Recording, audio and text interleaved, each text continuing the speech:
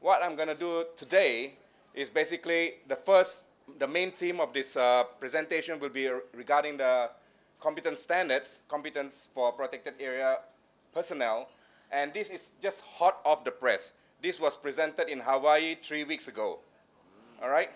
So it's not my presentation, but it's from a working group. Maybe some of you are in this working group, I'm not too sure. It's a very large working group across the globe. Can you hear me, by the way? Yep. Yes. All right. So it's a large working group across the globe which has taken 2 years to develop. And it's a very, very useful tool. So to go into all the details, we need maybe 1 or 2 days of workshop. So the idea today is like to get people being aware of it. All right? And crossing my fingers, I would hope that maybe by tomorrow evening, you people get together and say, hey, let's propose this. Let's propose, say, Malaysian protected areas to adopt the IUCN PA competence standards and be the first in the world to adopt this. Because it's 3 weeks just ago. But it was not developed just recently, all right? These competence standards, there are a number of competence standards across the globe for marine protected areas, for a particular site, and so on. A bit of history here.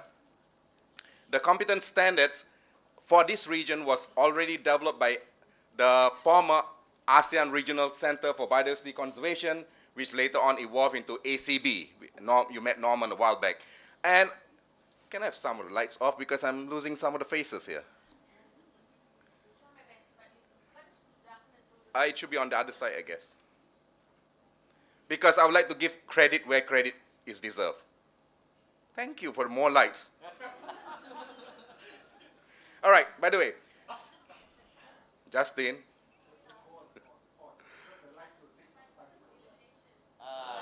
All right. Okay, you don't need to see my face. And I'm not going to read off the slides, okay? But I want to give credit where credit is deserved. So Mike was based in Los Baños before, working with ACB, and he and team and many of us from the ASEAN region helped establish the ASEAN competence standards. All right, this was years back. Some protected areas adopted it, some not. And later on, it was recognized at the global level, so it was further developed. And I was mentioning it took 2 years. So this is hot off the press, and this is something I would love the whole world to adopt. There's a lot of hard work gone into this, all right? And I'm working with one protected area in Laos, and we are already trying to align the training needs, personnel, so on, in line with these competence standards. Anyway, a bit of background here. So what is this competence standards all about? See, to achieve our goals in protected area, there are 3 areas which I've heard since morning, right? The knowledge, the skills, and I would like to replace attitude with personal qualities. It's because it's more than just attitudes, all right? Okay, now, like I mentioned, I'm going to jump very briefly just to make you aware of this competence. So within the protected area, we identified 4 major categories, all right? We identified 4 major categories. Again, I'm not going to go into all that.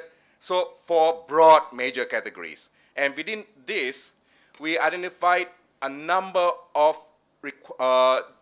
job descriptions, right? Work descriptions. 6 we've identified within the general management skills, all right? Which you can read off. So 6 in the general management area, 7 in the applied protected area management, which many of us are doing, right? But not completely, all right? And at times when we do it, we don't do it too well. Why? Because these are the questions that we should always be asking. What's stopping us? Because early on we talk about we have the technology, we have the human resources and so on, but why are we failing? Or why are we not achieving our goal? These competence standards help because it helps clearly identify what are job requirements, and I'll explain a bit later what's the story, what's the benefit of this to you all. And I'm talking about you sitting in the audience, the managers themselves. You don't have to wait for policies to come down because you can implement this already at your site. Right? You don't have to wait. So this is the beauty of this. Of course, it'd be good to have the support at the national level. And then 2 more competences. All right, so totally we got about 14, 15 competences. Now, if we jump to a particular competence, let's say we look at the biodiversity. All right, so within biodiversity, we have, this is at the, say, the second level of the job description. So within each, let's say biodiversity, we have 1 to 10, 1 to 5, 1 to 11 job description. So these are things that we would require to do. And within this, we go in deeper. So what do you need to know? What competence do you need? So maybe surveying, these are the activities you need to do, and how do you go about doing it? So it's a set of guidelines, all right? And what's the background behind this? Again, in the first case, we're talking about the detail and scope of this, and then what are the knowledge requirements? So if you look at this, this is already guiding us in terms of capacity development needs. Not just capacity development needs. We always send out people for training needs assessment, or we hire consultants at high fee to do training needs assessment. But you as the protected area manager, you can already do this. And the cost for the consultant could actually go to your day-to-day management. See how much you save. A good consultant is about $1,500 a day. That's a lot of money that can go to the on-the-ground operations. And this is something that the manager on the ground can do. So that's why I'm very excited about it. You can see from my face. All right? All right. Now, within this, again, not to read this, but just go for the top part, we have the different headings here that talk about what do we need for each. We have code system, the type of definition, computer details, what supporting knowledge do you need, and so on and so on. All right, now I'm going to slow down and talk to you. Just now was high speed, you know. So the question is, why do we have so many competences? We mentioned about 300 over competences, all right? In the first talk itself, there was a mention about the modern protected area, modern challenges, right? So modern protected area, modern challenges require modern thinking, innovative thinking, creative thinking. And not just thinking, but actions. That's when innovation comes in, all right? So, but this is cutting across board across the globe. So it's something that not say you adopt, that's it. No, you adopt and adapt to your needs. Because I still strongly believe that the approach should be highly localized. We talk about, say, Orang Asli. There's so many groups of Orang Asli. Or the same group, the same ethnic background in different geographical areas may have different beliefs or different practices or different subsistence strategies. So the solution can be global, the guideline can be global, but approach should be localized. And who knows better than the people on the ground? This is where you come in. All right? Then there was another question. Why not put the term ranger and so on? See, in different countries, they may not call ranger. In Laos, for example, the ranger would be referred to as the technician. All right? In South Asia, in Bangladesh and India, they call them something else. Right?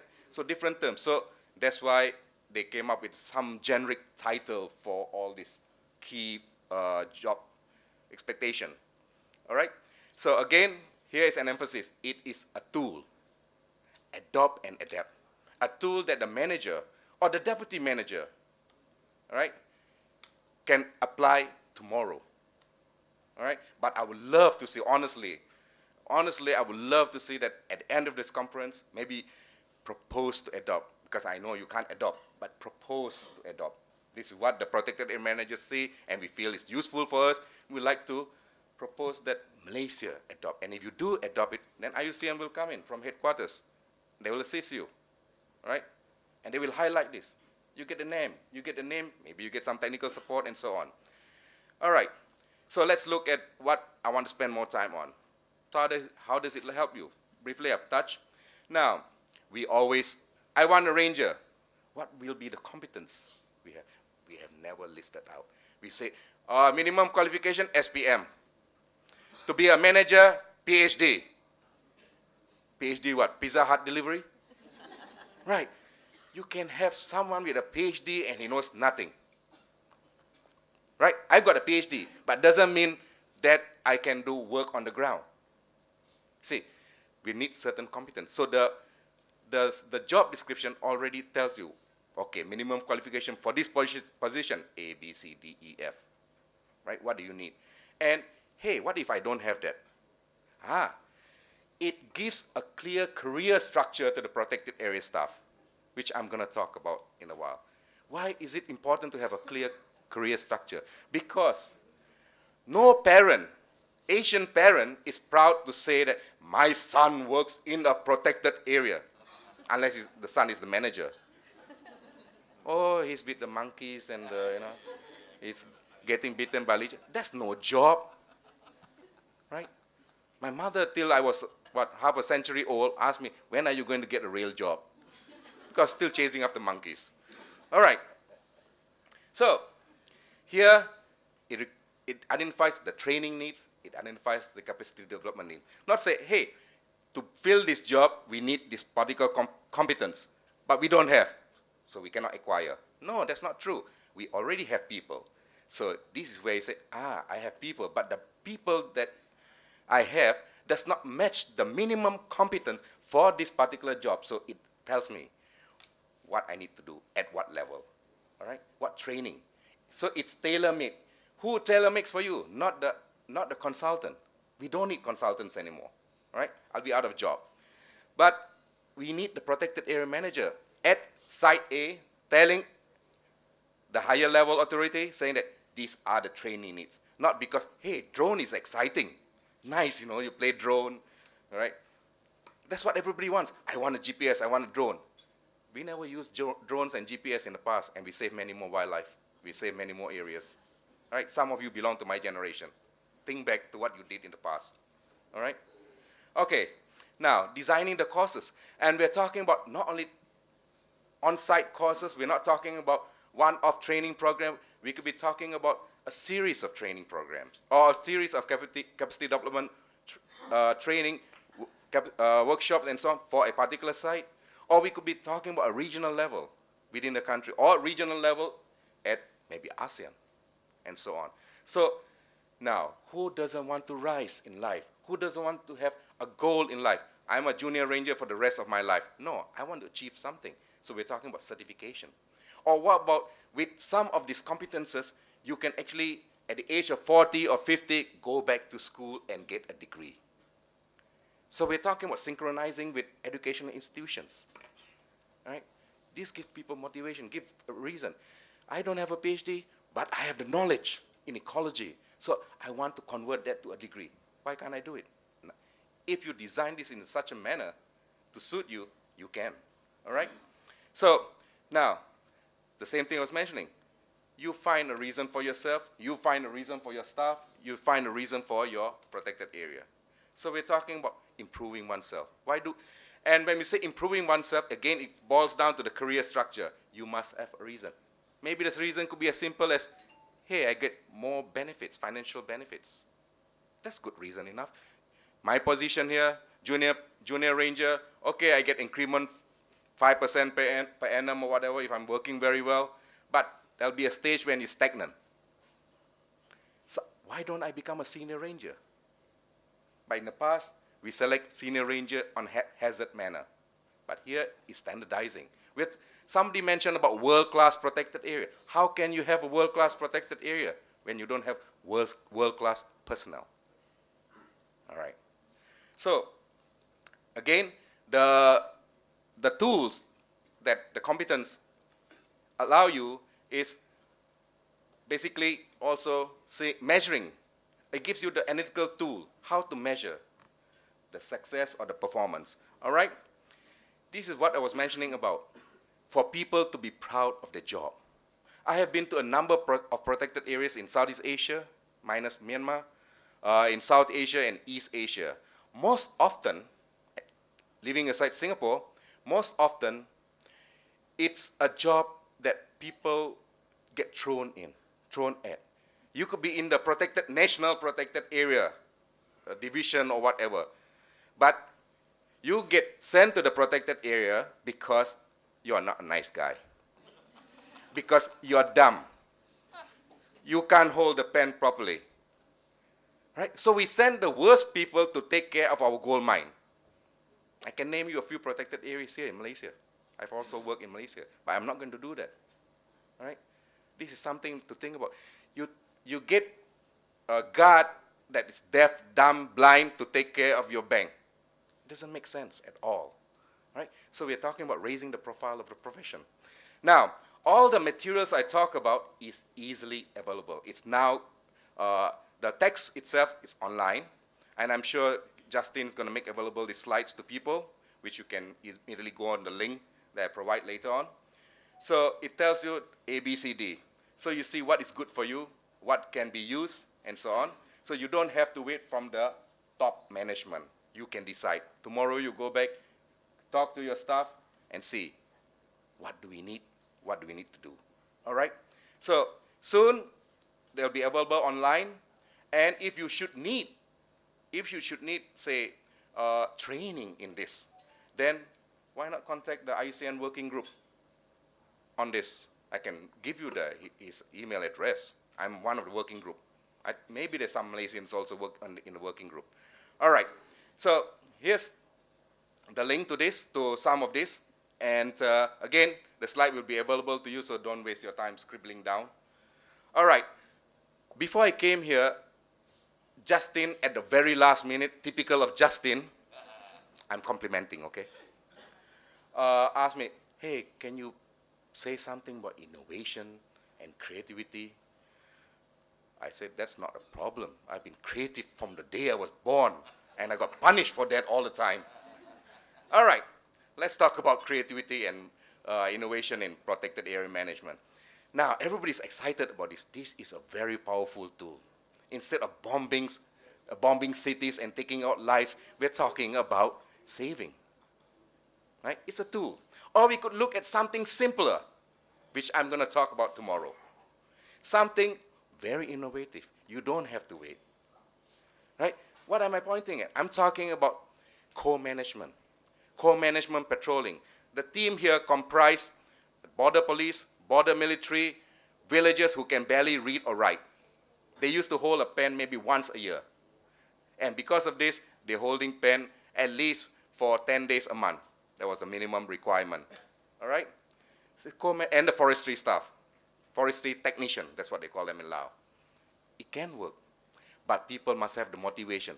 And the motivation, again, is different across the target group. So this is where our role would be, to find out what's your motivation. Maybe your motivation is pride. Maybe your motivation is food security.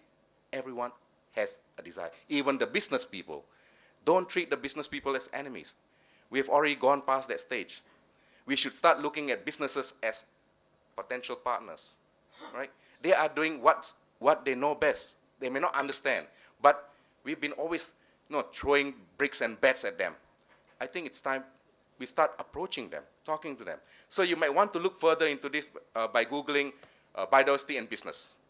And I'm working on one project now in Laos again that talks about this. I'm dealing with biodiversity offset. It's not the solution, but it's the last step level in mitigation measures. All right, so many talks today talk about innovation also. So I'm going to list out some of the innovation that can be there. Not all, but some. Just be creative. Who's ever talk about conservation lotteries? People buy lottery. I want to get rich. I want to have a bigger car. I want to have a bigger wife, and so on. So why not conservation lotteries where the profits go into conservation? I don't know, each country, each state may have their rule and regulation. It may not apply in Malaysia, but I'm just throwing the ideas at you. All right? Local business. Somebody talked about businesses, corporates just now. All right? Communities.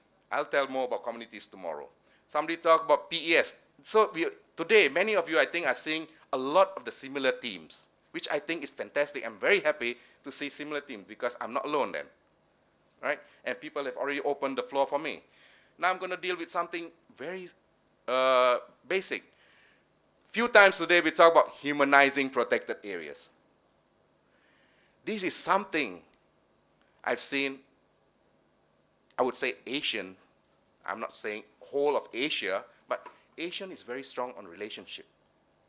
I can come with the best logic, science logic, go to a person, explain this, explain that, but he or she may not accept it.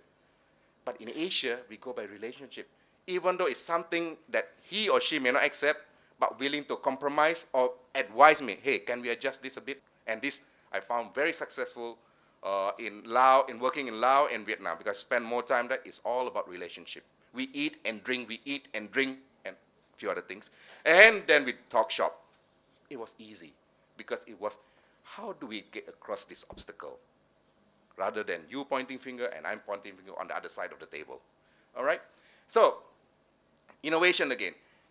People talk about awareness and so on, mobilizing the people who care. That's what I call them.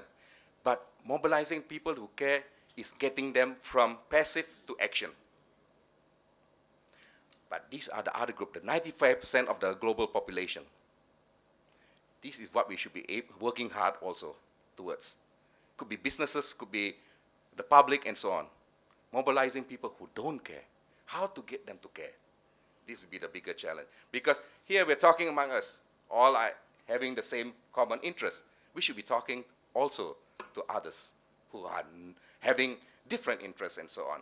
Now, how does the role of innovation and creativity comes in protected area management? Now, when we talk about creativity, it arises from new or novel thinking.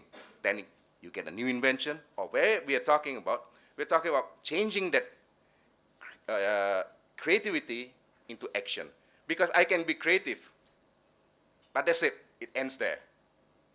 But innovation is taking it a step further, or maybe a couple of steps further. I can think of a beautiful design in my mind, but creating that design, that's innovation. Now, why? The answer is something that I mentioned to you a couple of times today. All right? Why do we need innovation? Because we are doing badly. Let's be honest about it. This is one of the things that I've seen in a number of countries or a number of places I work, that is, we are not willing to acknowledge we have a problem. The moment you have acknowledged you have a problem, then the next step will be easy. You try to identify the problem, and then you proceed towards solving the problem. But we are living in a self-denial mode, always switching off. So how do we achieve this? You. All right? You have to do it. Don't wait for someone to come around, your boss to come around. The ranger on the ground can be innovative, but maybe if he's not motivated enough, then you, as the protected area manager here, or the NGO here, got to talk to your people, motivate them, find ways, find their personal interest. It's time consuming. A lot of the objectives, a lot of the goals are time consuming. We say we need to do this, we need to do that. And I've been to a number of conferences, and it was interesting to note that a lot of these major conferences, say 20 years later, they give the same recommendation. But within that gap of 20 years, what has happened? Nothing. Only set of recommendation. So I'll end my talk here very fast. How much more time do I have? You're 5 minutes ahead of time. Right, so can you give me that 5 minutes? I finish with my talk, but I'd like to say something. Can I put the light on? I'm shy, but you can put the light on. Where's my rubbish? My scribble notes. Yeah, I need the light on. Now, there are some things I noticed this morning. Do I need the mic? Do I need the mic? Well, I know.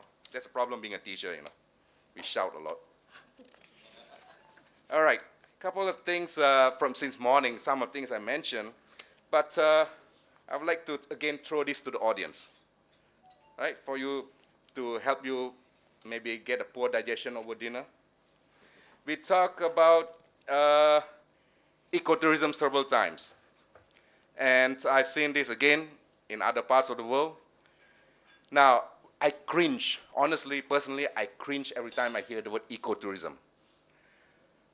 Frequently, ecotourism is not delivered well, and it's giving ecotourism a bad name. One. So if you're going to do it well. All right? Two, ecotourism is not the only form of tourism that can save biodiversity. Mainstream ecotourism can also save. I'm talking about regular tourism. I'll give you an example from Yucatan Peninsula in Mexico. All right? The natives, the indigenous communities were going to the forest, going to the sea, destroying everything. Destroying in the sense that they were harvesting, free for all. But then the American tourists came in. What did the American tourists want? The sun, sea, surf, whatever. Or to get sunburn, basically. Another S there. And the locals were so busy catering to the tourists that the forest was left intact. If you go to, what's the name of the city in Yucatan Peninsula? Come again? Cancun. Yes, that's the one. Cancun, you see alligators crossing the road. There'll be a signboard, be careful when you walk along this 5-foot path, crocs come out. Right? So that's just one example. Mainstream tourism. But then when we talk about mainstream tourism, somebody mentioned a key word today, responsible tourism. Sustainable tourism is something you want to achieve. You cannot say, oh, let's do sustainable tourism. You cannot. You want to achieve sustainable tourism. You do responsible tourism, all right, in all sectors. And ecotourism will be shall be delivered, but it should be elite. It should be special. It should be complying to the criteria. And the other thing that I noted down also, it was during Siwa's talk. Again, I'm not going to talk about that definition. Don't worry. Dr. Siwa mentioned no strong coordinating mechanism, no strong coordinating committee. I would like to throw again to you all. Why? Right? He's already identified the problem. But we don't solve problems until we get to the underlying reasons. And it's tough to get to the underlying reason. And a few other things that people mentioned was, one was CUZ, Control Use Zone. Laos has been doing it for over 20 years, and Laos is less developed than Malaysia. But some of these protected areas in Laos and Vietnam are progressing ahead of Malaysia, okay, not because of them themselves, but because these are lesser developed countries, they've been getting a lot of financial and technical assistance. So that's part of the reason. But there's no excuse for you to remain behind. All right? I may sound a bit blunt here, but that's basically it. Done, okay. So actually I got a whole list here, so he gave me the signal. All right, thank you so much.